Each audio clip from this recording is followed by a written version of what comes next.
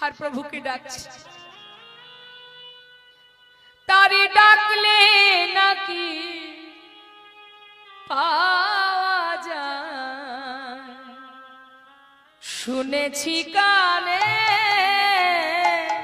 তারে ডাকলে নাকি পাওয়া যায়, শুনেছি কানে তারে ডাকলে নাকি পাওয়া যায়, শুনেছি কানে তারে ডাকলে নাকি পাওয়া যায়, শুনেছি কানে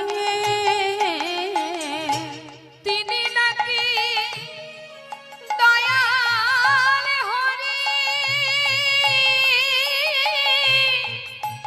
দয়া করে দিল জনে। তিনি নাকি দয়াল হরি,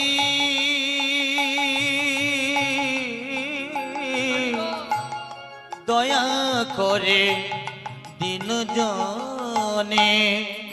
তারে ডাকলে গৌর হরি বল, হরি বল। ডাকলে নাকি পাওয়া যায়, শুনেছি কানে পথের ধারে বসে বসে গোপাল কাঁদছে। হঠাৎ শুনতে পেল গৌর এসেছে, গৌর এসেছে, গৌর এসেছে। কোথায়? না কুলিয়ার পাটে। যেই শুনেছে গৌর এসেছে, নদেবাসী সবাই দল বেঁধে যাচ্ছে গৌর দর্শনে কুলিয়ার পাটে। আর গোপাল পথের ধারে বসে বসে কাঁদছে। যে বৈষ্ণব যাচ্ছে, যে ভক্ত যাচ্ছে, তার কাছে বলছে, ওগো আমায় একটু নিয়ে চলো না, তোমরা যাচ্ছ আমায় একটু নিয়ে চলো না, আমি গৌর দর্শনে যাব। কে শোনে কার কথা? সারা গায়ে কুষ্ঠ হয়েছে দেখে কেউ গোপালকে নিয়ে যাচ্ছে না বাবা। পথের ধারে গোপাল বসে কাঁদছে আর বলছে, দয়াময় হে প্রভু, আমি কি তোমার কাছে পৌঁছাতে পারবো না? আমি কি যেতে পারবো না তোমার কাছে? কৃপা করো প্রভু, কৃপা করো। সবাই ঝাঁকে ঝাঁকে যাচ্ছে, ভক্তরা দল বেঁধে ছুটছে।